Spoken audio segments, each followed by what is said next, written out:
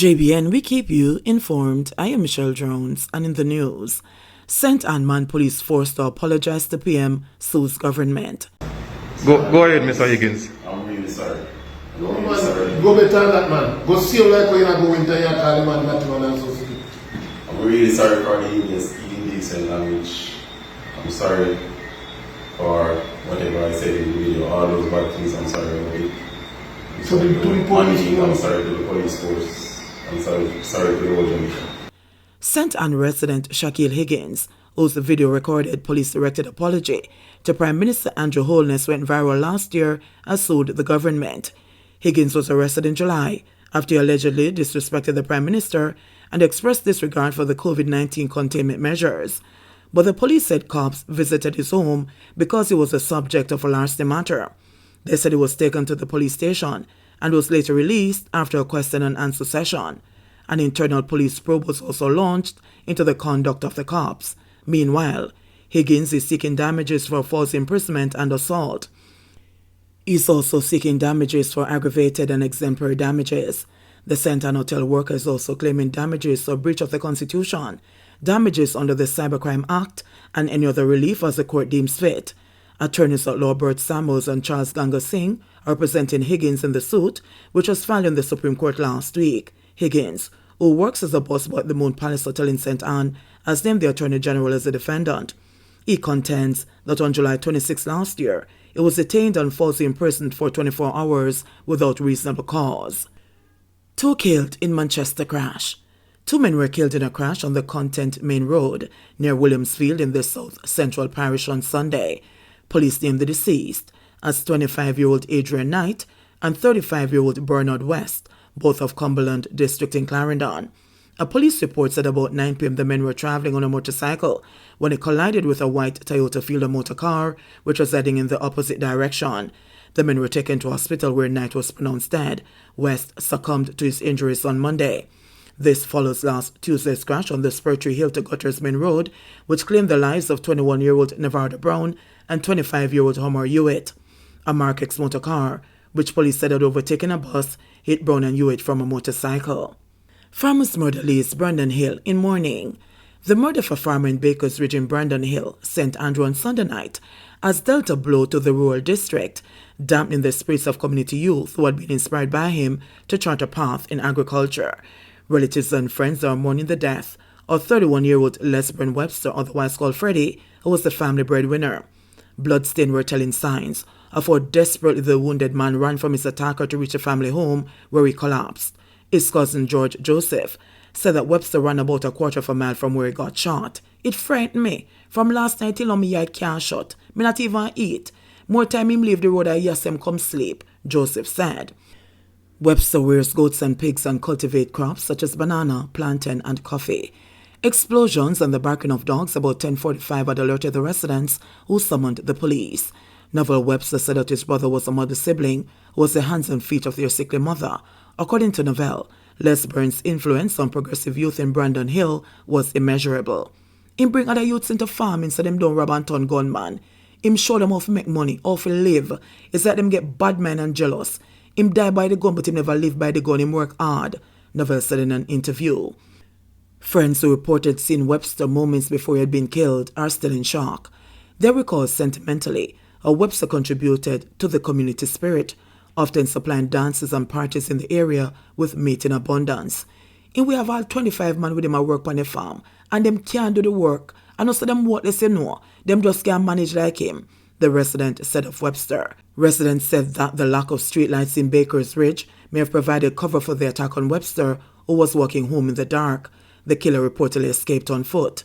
The residents and family went to his farm yesterday and fed the animals and took some of them closer to the community for safekeeping. They fear that in Webster's absence, thieves may prey on the farm. One of the farmers, who was influenced by Webster, said he was like a godfather to Baker's Ridge, starting virtually from nothing. "Me feel like a dream. He's so important, progressive, and teach all of us," a dejected young farmer said. Buff Bay River claims another life. 2 people lost their lives in the Buff Bay River in Portland over the weekend, making it 3 tragic incidents in a week in the Buff Bay area. On Saturday about 2 p.m., 18-year-old chef Romario Grant of Lorna Hill, St. Andrew, got into difficulties while swimming in the Buff Bay River in Plum Valley and drowned. According to reports, Grant was among a group of visitors who went to Buff Bay for a picnic at the river. Several people reportedly attempted to rescue him, but their attempts were futile. In a video of the incident circulating on social media, men can be seen retrieving Grant's body from the water as some onlookers wail in disbelief. "A long time then couldn't go in to go save him, you know," lamented one woman. "Jesus Christ, man, and look how close this him did there," another added. The police were alerted, and the body was removed to the morgue. Just over 24 hours later, 50-year-old Lucille Coleman, a social worker of South Carolina in the United States, was in the river when she ran into difficulties. It is understood that Coleman slipped on a stone and fell and was unresponsive. She was taken to the Onotobi Hospital where she was pronounced dead.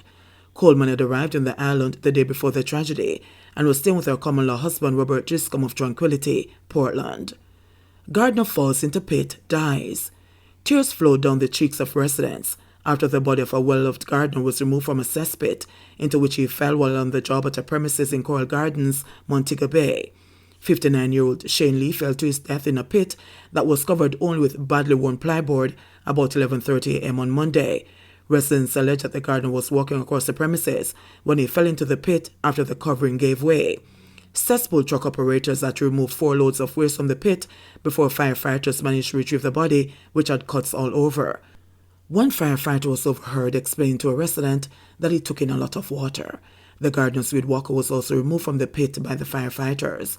"Who gon' cut me yard now?" a female resident wailed, her hands on her head.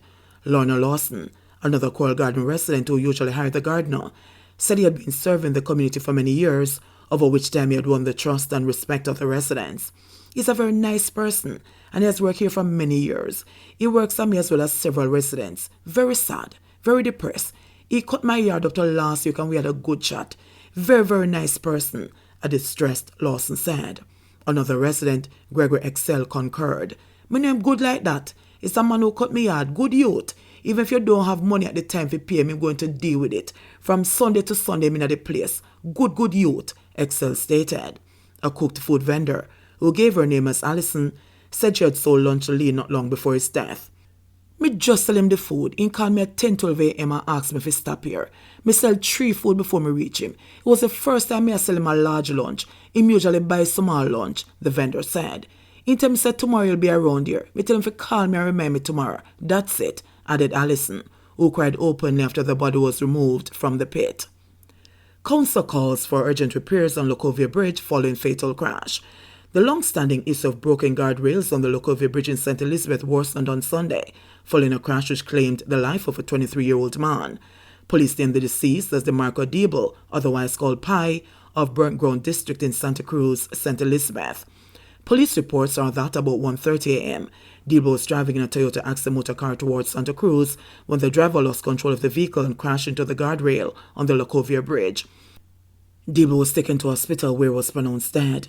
Counsel for the Santa Cruz Division, Christopher Williams of the Jamaica Labour Party, and Community Relations Officer for the National Works Agency Southern Region, Howard Hendricks, on Monday, highlighted the need for repairs on the bridge. Williams said the situation is scary, especially for children and people who walk on the bridge which spans the Black River. "This bridge has been damaged for many years now. I'm talking about the railing on either side of the bridge. We have been making complaints at the Municipal Corporation, and we have reported the issue to the National Works Agency. 3 weeks ago, a letter was sent off to E.G. Hunter, the head of NWA, hoping we can get the situation addressed," said Williams. "This is scary. We have children who, when they are coming from school, they are basically down that side. People walk along that bridge. The condition now was worse, and especially after the accident," he added. Meanwhile, Hendricks said that the NWA is awaiting funding as an estimate was recently submitted for the repairs needed on the bridge. Williams further called on the minister with responsibility for works, Everett Warmington, to intervene. "Please, I'm asking for some assistance to get the railing and sidewalk fixed before we have any other serious incident or more loss of life," he said. "I've been asking for 5 years now. We are desperate now," he added. Williams also implored the motorists to be cautious while traversing the main road. "Be extra careful when traveling along the Lokovia Bridge," he said. 67 new COVID cases in Jamaica, 1 death recorded. The Ministry of Health and Wellness has reported 67 new COVID-19 cases and 1 death on Monday, February 28, bringing the infection total to 128,053 and total deaths to 2,814. The new cases comprise 35 females and 32 males, with ages ranging from 1 year to 94 years. The cases were recorded in St. James 14, St. Anne 12, Clarendon 10, Westmoreland 7, Hanover, St. Catherine and Kingston and St. Andrew 5 each, St. Mary and St. Elizabeth 3 each, Trelawney 2, and Manchester 1. The deceased is a 100-year-old male from St. Elizabeth who died in February 2022. There were 283 recoveries in the last 24 hours, bringing that total to 76,987. Currently, 121 people are hospitalized, 13 of which are severely ill, while 10 are critically ill and 30 are moderately ill. The Health Ministry has reported a positivity rate of 9%. JBN, we keep you informed. Please remember to subscribe, like, share, leave us a comment, and click the notification bell to receive our daily news items.